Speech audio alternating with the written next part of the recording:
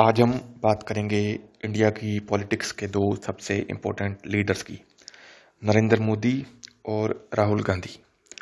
ये वीडियो ना सपोर्ट है ना ऑपोजिशन, ये सिंपल कंपैरिजन है background, leadership style, economic thinking और पब्लिक परसेप्शन के बेसिस पर। चलिए शुरू करते हैं। बैकग्राउंड और पॉलिटिकल जर्नी। नरेंद्र मोदी का जन्म 1850 के 100 साल बाद 1950 में गुजरात में हुआ। वो पॉलिटिकल फैमिली से नहीं आते। उन्होंने यंग एज में आरएसएस ज्वाइन किया और फुल टाइम प्रचारक रहे।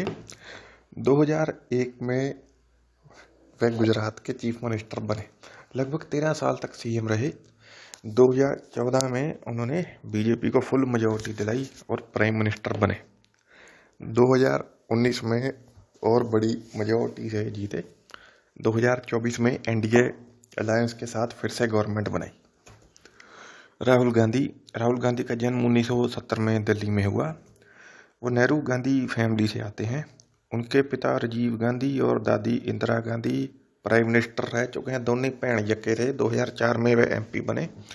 बाद में वे कांग्रेस प्रेसिडेंट भी बने। 2019 इलेक्शन हारने के बाद उन्होंने प्रेसिडेंट पद छोड़ा। 2024 में वह लोकसभा में लीडर ऑफ ऑपोजिशन बने। Leadership style. मोदी का लीडरशिप स्टाइल सेंट्रलाइज्ड माना जाता है। मेजर डिसीजंस अक्सर प्राइम मिनिस्टर्स ऑफिस से ड्रिवन होते हैं। उनकी कम्युनिकेशन स्ट्रेटजी कंट्रोल्ड और डिसिप्लिन्ड रहती है। उस नेशनलिज्म, स्ट्रॉन्ग एग्जेक्टिव इमेज और लार्ज वेलफेयर स्कीम्स पर फोकस करते हैं। सपोर्टर्स कहते हैं कि वह डिसाइसिव लीडर हैं। क्रिटिक्स कहते हैं कि पावर बहुत सेंट्रलाइज्ड हो गई है। राहुल गांधी का style. Rahul Gandhi institutional balance और सोशल जस्टिस की बात करते हैं। वो अनएम्प्लॉयमेंट, इनइक्वालिटी, कास्ट सेंसस जैसे इश्यूज उठाते हैं। भारत जोड़ो यात्रा के बाद उनकी पब्लिक इमेज में नोटिसेबल चेंज आया। सपोर्टर्स कहते हैं कि वो ग्राउंड लेवल कनेक्ट बढ़ा रहे हैं। क्रिटिक्स कहते हैं कि ऑर्गेनाइजेशनल कंट्रोल बीजेपी जितना स्ट्रांग नहीं है।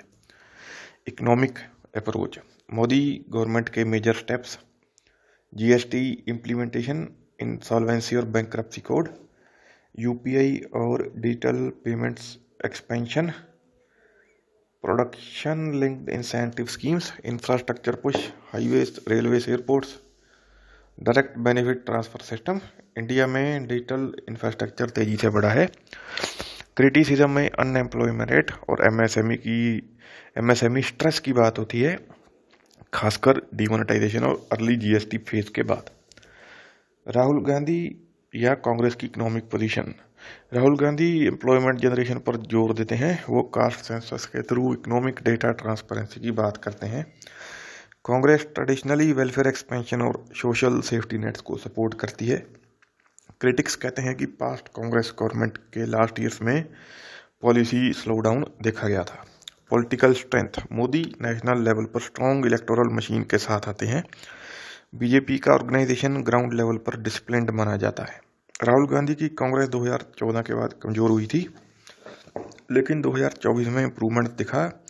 अब इंडियन पॉलिटिक्स में क्लियर टू पोल कॉन्टेस्ट दिखाई देता है, BJP versus Congress alliance. Conclusion: Modi एक स्ट्रॉन्ग सेंट्रलाइज्ड लीडर की इमेज रखते हैं।